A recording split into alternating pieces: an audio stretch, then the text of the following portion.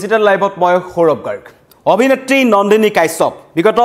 5-6 দিন ধৰি বাতৰি শিৰোনামত আছে অৱশেষত এগৰাকী অভিনেত্ৰী নন্দিনী কাশ্যপৰ নতুন ঠিকনা হৈছে গুৱাহাটী কেন্দ্ৰীয় কাৰাগাৰ কালি আদালতে এগৰাকী অভিনেত্ৰীক ন্যায়িক জিম্মালৈ প্ৰেৰণ কৰিছে আৰু তেওঁ এতিয়া গুৱাহাটী কেন্দ্ৰীয় কাৰাগাৰত বন্দী হৈ আছে এগৰাকী অভিনেত্ৰীৰ যেটো দুৰ্ঘটনা ঘটা সংঘটিত কৰিছিল 25 জুলাইৰ দিনটোত আৰু তাত সামিউল হক নামৰ এজন 21 বছৰীয়া যুৱকে ঘটনাৰ 4 দিনৰ অন্তত অৰ্থাৎ 29 তাৰিখৰ দিনাখন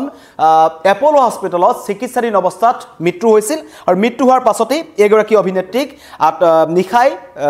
আটক কৰা হৈছিল তেখেতক থিয়েটাৰ আখৰাৰ পৰা আহি থকা অৱস্থাত আৰু তাৰ পাছৰখিনি অৱস্থাত আমি দেখিছো দুদিন এগৰাকী অভিনেত্ৰী পানবজাৰ আৰক্ষীৰ জিম্মাত আছিল আৰু তেওঁৰ বিৰুদ্ধে ভাৰতীয় ন্যায় সংহিতাৰ বিএনএছৰ 105 ধাৰা আছিল আৰু এই 5 ধাৰা অন্তৰত নন্দিনী কাশ্যপক দুদিনৰ জিম্মাত লৈ জেৰা চলাইছিল কিন্তু জেৰাত এগৰাকী অভিনেত্ৰীয়ে কি ক'লে হেততকে ডাঙৰ কথা কাৰণ এগৰাকী অভিনেত্ৰীৰ লগত যে একাংশ হাই প্ৰফাইল মানুহৰ সংযোগ আছিল হেতু কথা ইতিমধ্যে প্ৰমাণ হৈছে কাৰণ এই সামিউল হকৰ পৰিয়ালটোক বাৰম্বাৰ হেঁচা প্ৰয়োগ কৰা হৈছিল যাতে আপোনালোকে এই গোচৰটো উঠাই লওক ইমান হাত দীঘল আছিল এগৰাকী অভিনেত্ৰী নন্দিনী কাশ্যপ যে তেওঁৰ কাৰণে দিছপুৰ আৰক্ষীলৈ কেইবাটাও ফোন আহিছিল আৰু একাংশ হাই প্ৰফাইল লোকৰ হেঁচাত দিছপুৰ আৰক্ষী আৰু পৰিবহন বিষয়া এগৰাকী নন্দিনীৰ প্ৰতি অহেতুক দৰদ দেখুৱাইছিল কোনো ধৰণৰ তেওঁ যিখন বাহন আছিল আসলতে হেডনাখন ট্ৰাফিকৰ ডিসিপিয়ে যোনটো প্ৰেছমিট দিছিল তাত তেওঁলোকে কৈছিল যে আমি দুৰ্ঘটনাৰ নিশা কোনো ধৰণৰ খবৰ পোৱা নাছিলো হেতু যান-বাহন আৰক্ষী এটা ডাঙৰ বিফলতা বুলি ক'ব লাগিব তেওঁলোকে কিন্তু বিফলতা বুলি হেতু বস্তু মানি লোৱা নাছিল তেওঁলোকে কৈছিল আমি জনোৱা নাছিলো তাৰ পৰিৱৰ্তে এগৰাকী অভিনেত্ৰী নন্দিনী কাশ্যপ এটা গুকাত মিছা মাতিছিল যে তেওঁ ঘটনাৰ নিশা 100 ডায়াল কৰিছিল আৰক্ষীৰ 100 যোনটো আৰক্ষীৰ এটা বিশেষ নম্বৰ য'ত ফোন কৰিলে যিকোনো মুহূৰ্তত সহায় পোৱা যায় হেল্পলাইন নম্বৰটোত ফোন কৰিছিল বুলি কৈছিল আৰু সেই কথাৰ পিছত পৰ্যায়ত এটা মিছা কথা বুলি প্ৰমাণ হৈছিল হাজাৰটা মিছা মাতিছিল এগৰাকী নন্দিনী কাশ্যপে অৱশেষত এগৰাকী নন্দিনী কাশ্যপক জেললৈ প্ৰেৰণ কৰা হ'ল কিন্তু নন্দিনী কাশ্যপৰ এই সমগ্ৰ ঘটনাটোৱে এটা নতুন কথা খুচাইছে এটা ডাঙৰ প্ৰশ্ন অৱতাৰণা কৰিছে যে এগৰাকী নন্দিনী কাশ্যপৰ বচাবৰ কাৰণে বা এগৰাকী নন্দিনী কাশ্যপক এই ঘটনাৰ পৰা উলিয়াই আনিবৰ কাৰণে যি সংখ্যক লোকে যিবোৰ লোকে কাম কৰিলে তাৰ ভিতৰত অন্যতম আছিল হামিদ আলী এই হামিদ আলী নামৰ ব্যক্তিজন হৈছে দিছপুৰ থানাত দালালি কৰিছিল এটো হামিদ আলীয়ে এটো এটা ডাঙৰ কথা যে দিছপুৰ থানাত দালালি কৰি আছিল এটো হামিদ আলীয়ে কাৰণ কিছুদিন পূৰ্বে মুখ্যমন্ত্ৰী তথা ডিজিপিৰ নেতৃত্বত এটা অভিযান চলিছিল যে আৰক্ষী থানাসমূহত থকা যিমান দালাল আছে তেওঁলোকৰ বিৰুদ্ধে কঠোৰ ব্যৱস্থা গ্ৰহণ কৰা হ'ব একাংশই এফআইআৰ লিখি দিয়া নামত তেওঁলোকে টকা সংগ্ৰহ কৰিছিল একাংশই কিন্তু এইটো যেটো হামিদ আলী নামৰ যেটো দালালৰ কথা ওলাইছে যিটোৱে এমভিআই ৰিপৰ্টৰ ক্ষেত্ৰত নন্দিনী সহায় কৰিছিল আৰু এজন হামিদ আলীৰ বহু কুৰকীৰ্তি আছে কাৰণ তেওঁ দিছপুৰ থানাৰ ভিতৰতে চকী মেচ পাতি তেওঁ দালালি কৰাৰ এটা গুৰুতৰ অভিযোগ উত্থাপন হৈছে দিছপুৰৰ দৰে এখন অত্যন্ত গুৰুত্বপূৰ্ণ থানাত গুৱাহাটীৰ মাজমজিয়াৰ এখন থানাত হামিদ আলীৰ দৰে একাংশ দালাল যে এতিয়াও আছে সেই কথা এই ঘটনাই পুনৰবাৰ প্ৰমাণ কৰিলে কাৰণ দীৰ্ঘদিন ধৰি দিছপুৰ থানাত দালালি কৰি আছিল হামিদ আলীয়ে থানাৰ ভিতৰতে চকী মেচ পাতি দালালি কৰিছিল হামিদ আলীয়ে আৰু দালালি কৰি হাতীগাঁৱত এটা ফ্লেট কিনিছিল এটো দালাল হামিদ আলীয়ে আৰু এখন যেতিয়া দুৰ্ঘটনা সংঘটিত হোৱা বাহনসমূহক এমভিআই ৰিপৰ্ট উলিয়াই দিয়া বা কিছু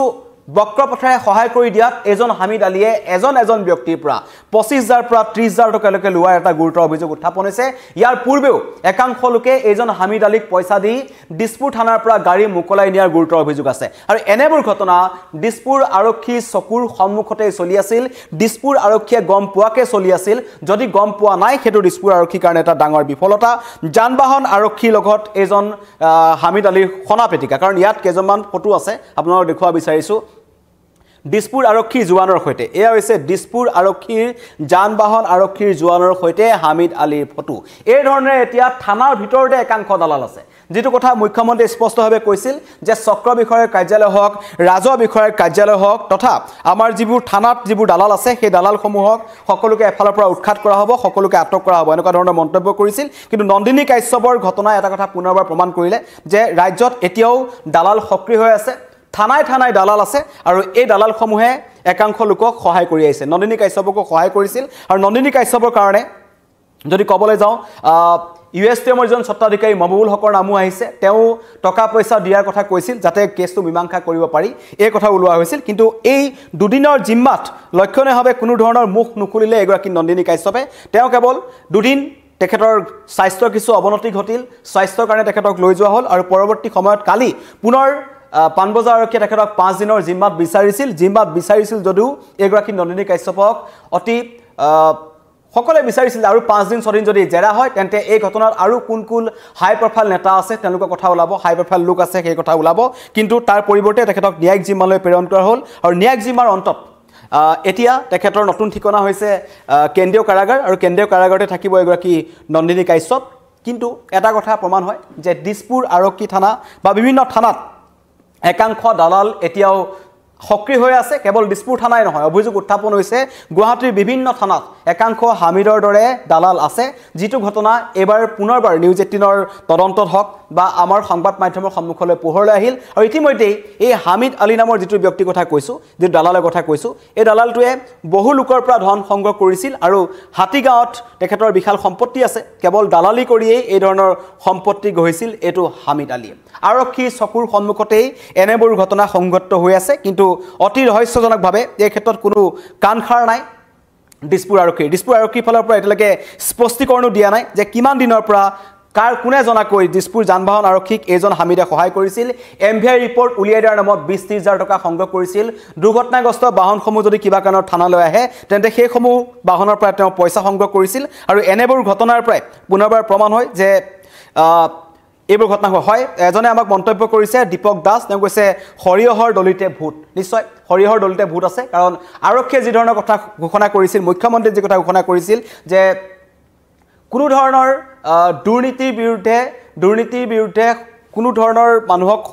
যিয়ে নহওক আৰক্ষী হওক অন্য যি মানুহে নহওক তেওঁৰ বিৰুদ্ধে কঠোৰ ব্যৱস্থা গ্ৰহণ কৰা হ'ব কোনো কাৰণত দুৰ্নীতিৰ প্ৰশ্ৰয় দিয়া লোকৰ বিৰুদ্ধে খৰব হ'ব লাগিব সকলো এই কথা মন্তব্য কৰিছিল কিন্তু অতি ৰহস্যজনকভাৱে দিছপুৰৰ দৰে এখন অত্যন্ত গুৰুত্বপূৰ্ণ এখন থানাত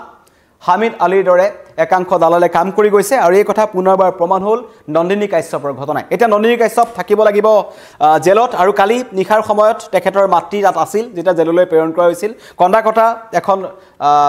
নাটক বুলি ক'ব লাগিব কাৰণ সমগ্ৰ ঘটনা যোনদিনাখন যুৱকজনৰ মৃত্যু হৈছিল আৰু তাৰ পিছদিনাখন যেতিয়া পানবজাৰ আৰক্ষী থানালৈ এগৰাকী নন্দিনী কাশ্যপক লৈ অনা হৈছিল সেই সময়তে কিন্তু এই নন্দিনী কাশ্যপৰ মাতৃয়ে মিছা মাতিছিল তেওঁ কৈছিল যে সামিউল হকৰ পৰিয়ালক আমি সহায় কৰিবলৈ বিচাৰিছিলোঁ কিন্তু তেওঁলোকে সহায় নললে এই ধৰণৰ মন্তব্য কৰিছিল আৰু সেই তেখেতৰ মাতৃৰ যিটো ভাষ্য সেইটো পোনপটে নাকচ কৰিছিল সামিউলৰ পৰিয়ালে কৈছিল যে নহয় আমাক ভাবুকিহে প্ৰদান কৰা হৈছিল আমাক কেছটো উঠাই ল'বলৈ কোৱা হৈছিল আৰু একাংশ হাই প্ৰফাইল লোকৰ ফালৰ পৰা এই ধৰণৰ হেঁচা প্ৰয়োগ কৰা হৈছিল মহবুবুল হকৰ নাম আহিছে USTMৰ স্বত্বাধিকাৰীৰ সৈতে এগৰাকী নন্দিনী কাশ্যপৰ কেনেকৈ চিনাকি হৈছিল সেইটো ৰহস্যৰ আৱৰ্তত কিন্তু এটা প্ৰাথমিক তদন্তত এটা কথা কৈছে যে এগৰাকী নন্দিনী কাশ্যপ USTMৰ প্ৰাক্তন ছাত্ৰী আছিল যাৰ কাৰণে মহবুবুল হকে এই সমগ্ৰ ঘটনাত নাম খাঙুৰ খাইছিল আৰু এই যি জেহেৰুল হক যিজন হৈছে সামিউলৰ মোমায়েক তেখেতক ফোনযোগে যোগাযোগ কৰিছিল আৰু টকা দিয়াৰ কথা তেওঁলোকৰ ফালৰ পৰা কোৱা হৈছিল কিন্তু এই সমগ্ৰ ঘটনাই এটা কথাই আটাইতকৈ ডাঙৰ কথা পোহৰলৈ আনিছে যে এতিয়াও থানাই দালাল আছে যেটো মুখ্যমন্ত্ৰীয়ে কৈছিল যে প্ৰত্যেকখন থানাৰ পৰা সকলো দালালক খেদা হ'ব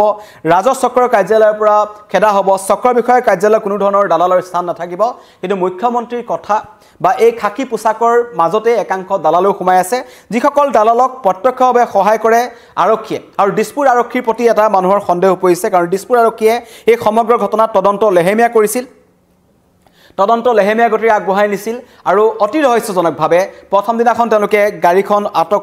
যোনখন গাড়ীৰে দুৰ্ঘটনা সংঘটিত কৰিছিল এই গাড়ীখন জব্দ কৰা নাছিল 4টা দিনৰ অন্তত সেই গাড়ীখন জব্দ কৰিলে যিদিনাখন সামিউলৰ মৃত্যু হ'ল সেইদিনাখন সন্ধিয়াহে এই গাড়ীখন আটক কৰা হৈছিল আৰু যুৱকজনৰ মৃত্যুৰ পিছদিনাখন পুনৰ পৰিবহণ বিষয়া আহি সেই গাড়ীখন তন্নকৈ পৰীক্ষা কৰিছিল চেম্পল সংগ্ৰহ কৰিছিল এইবোৰ হৈছে ঘটনা আৰু এতিয়া নতুন ঠিকনা হৈছে এগৰাকী নন্দিনী কাশ্যপৰ যিগৰাকী দুদিন এসপ্তাহ আগলৈকে থিয়েটাৰৰ মঞ্চত আখৰাত দবদপাই আছিল আখৰা কৰি আছিল কিন্তু শেহতীয়াকৈ এতিয়া গুৱাহাটী কেন্দ্ৰীয় কাৰাগাৰত থাকিব লাগিব এগৰাকী নন্দিনী কাশ্যপ আৰু সকলোৱে একেমুখে কৈছে যে কঠোৰৰ পৰা কঠোৰ শাস্তি হওক এগৰাকী নন্দিনী কাশ্যপ ধন্যবাদ